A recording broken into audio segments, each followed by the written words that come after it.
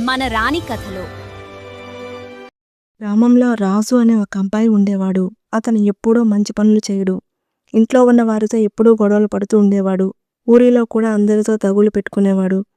ఎంత చెప్పినా అతను మారలేదు. ఒకరోజు అతని నాన్న ఇలా అన్నాడు, "నువ్వు ఏం చేస్తున్నావో నేను నిన్ను ఆపను, కానీ నువ్వు చేసే ప్రతి చెడ్డ పనికి ఒక పని చేయాలి" అని ఒక చెక్క తీసుకొని దానిపై మేకులు కొట్టమన్నాడు. "నువ్వు తప్పు చేసిన ప్రతిసారి ఈ చెక్కపై ఒక మేకు కొట్టు" అని అన్నాడు. రోజులు గడిచాయి, నెలలు గడిచాయి. ఒకరోజు ఆ చెక్క మొత్తం మేకులతో నిండిపోయింది. అది చూసి రాజు ఆశ్చర్యపోయాడు. నేనెన్ని తప్పులు చేశానా అని తలదించుకుని ఆలోచించడం మొదలుపెట్టాడు.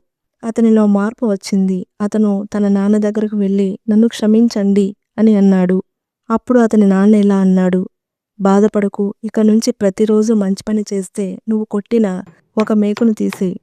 అలా కొంతకాలానికి అతను మంచి పనులు చేస్తూ అన్ని మేకులు తీసేశాడు. కానీ ఒకరోజు అతను తన నాన్నతో ఇలా అన్నాడు, "నేను అన్ని మేకులు తీసేశాను, కానీ చెక్కపై మేకుల గుర్తులు ఇంకా ఉన్నాయి."